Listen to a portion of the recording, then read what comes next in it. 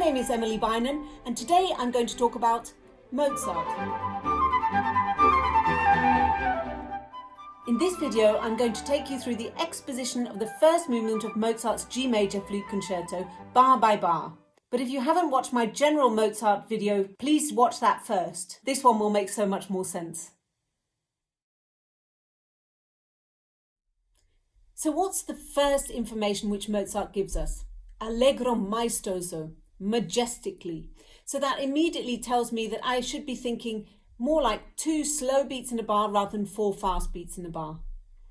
And I would aim for a tempo something like 126. So let's look at bar 31, the first bar that we play. And we've got this dotted rhythm, something a little bit militaristic. It's very similar to a moment in the beginning of the Jupiter Symphony. Look at how he writes for the brass and the timpani.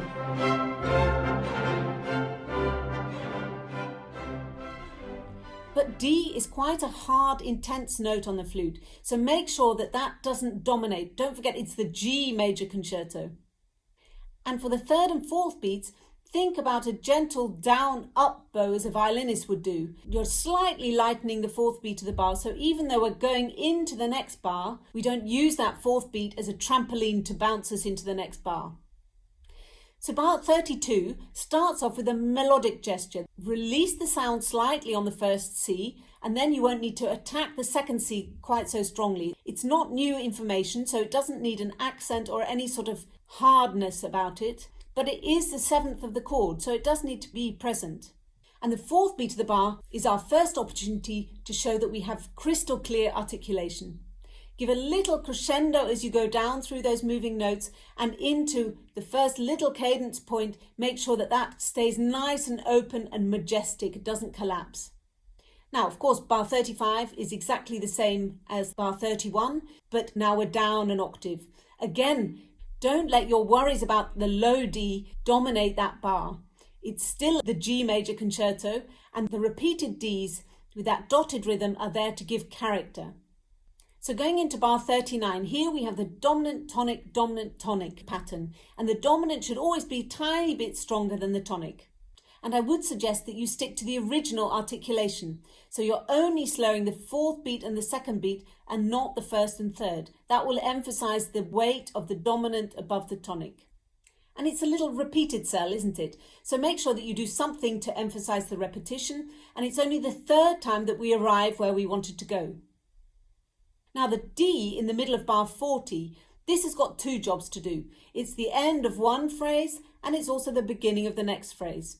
I would play quite stroked staccatos at the second half of that bar. And in bar 41, go with the line of the music a little diminuendo down to the bottom so that the next bar can be full of enthusiasm and energy as you crescendo into the first strong cadence. Clear repeated notes because they're the same notes, so they need to be quite short, and not forgetting to release every little slur. If you need to breathe in the middle of bar 43, that's fine, but try and make the 3 parts of the cadence point sound like one gesture.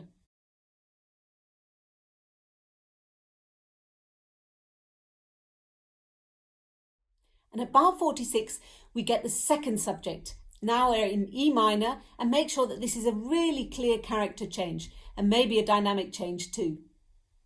And make sure that it sounds as if it starts on the first beat of the bar. So almost think a little diminuendo through the first 3 notes. And this is a rhythmic gesture in bar 46, because in bar 47 then we have the melodic answer. Make sure that the long notes don't dominate. In bar 48 we have the diminished chord relaxing onto the E minor. So make sure that the D sharp is the strong note. And bar 49 has got a very clear direction, a crescendo going up. And make sure that sounds enthusiastic and that we have crisp, clear articulation on the repeated notes. Again, in bar 50, make sure that the first beat sounds the strongest. So maybe think of a little diminuendo through the first 3 notes. You might like to think of a diminuendo through this whole bar actually, so that when we arrive in G minor in the next bar, that's a very weak, plaintive sighing as we fall from the D to the B flat. Now bar 53 is a listening note, this long A, and make sure that you understand the question that the piano asks you before you answer it in the next bar. Bar 55 doesn't have any given articulation from Mozart, so it's quite often slurred in groups of 4.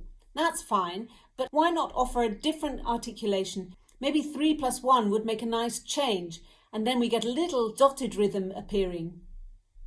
In bars 56 and 57, it's very easy for us to get 3 accents here, and I think it's nice to avoid that.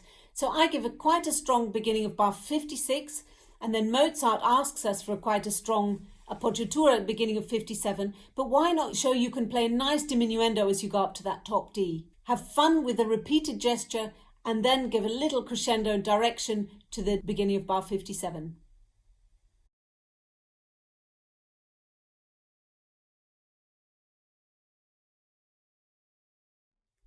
In bar 60, we've obviously got direction into bar 61, but do remember that quite a lot of that will happen automatically on the flute, and phrase off in pairs, each one having a little diminuendo.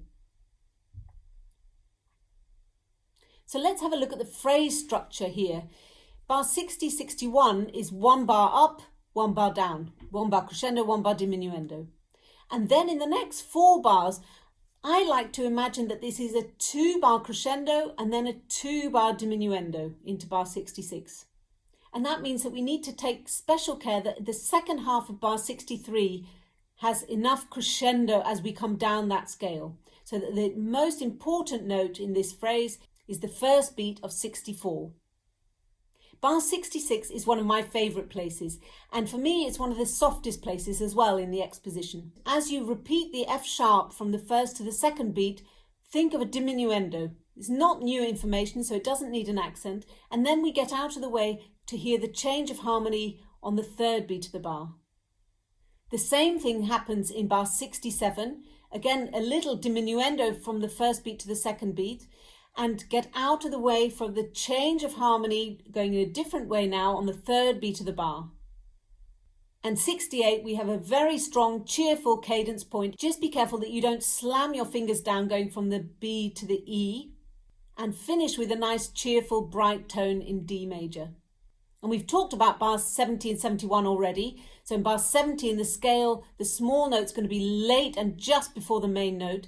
And in bar 71, you don't have to add an upper note trill here. You can if you want to. Now, bars 72 and 73, this is a place where there's one harmony for 2 bars. Obviously, the beginning of bar 73 is the most important note, but Mozart's done all the hard work for us. It's anyway so much longer than any of the notes surrounding it. And then bars 74 and 75 are probably an echo of bar 72 and 73. In bar 76, we have a character change.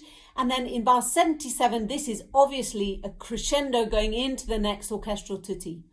But don't forget to release the slur. So the 5th note under the slur will be the softest.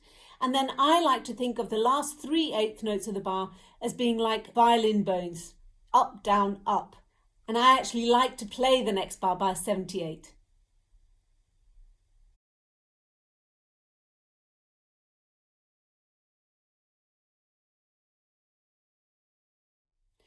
In bars 81 and 82, we have these 2 little phrases which very clearly belong to one another.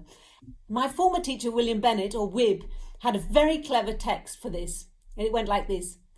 Oh, I love you if you love me. And that shows us that these 2 phrases belong very much to one another. And the other thing that is very clever about it is that the upbeats are not short. It's not a question of, I love you, you love me. No hiccups in Mozart. Bar 83 is a variation of bar 81, so keep the same form and don't forget to release those slurs. 84 and 85, this could be a place for an echo, but I think that since we're going towards a strong cadence, it might be better to think of bar 85 as being a più forte. Now the first note of bar 86 is like throwing a question mark and an exclamation mark at the audience. And that rest afterwards is really important. That's a silence for us to consider what the answer might be. And then we get the answer. But don't forget, this is a wide interval, so not too short. And then we get another one of these question mark and exclamation marks thrown at the audience. And again, a little rest afterwards, which is very important. And then when we have the variation of the answer, the wide interval, long détaché, and then the two repeated notes, very short. Bar 89 should sound like the most exciting scale you've ever played in your life, and I would slur the two-note gesture on the fourth beat of the bar, 2 slurs of 2.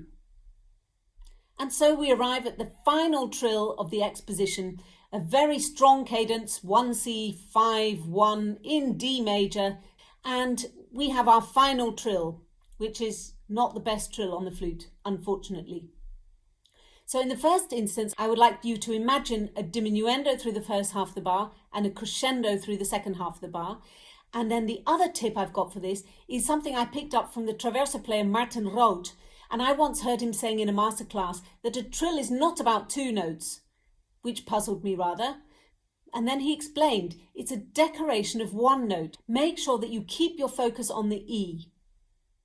So these are some of my thoughts about the Mozart G major first movement exposition. It's not the only way, there are many right ways, but there are a few wrong ways too. Always work from the piano part. It will really help you to understand how Mozart built the phrases harmonically, and it'll help you to shape them. I hope you've enjoyed it. See you next time.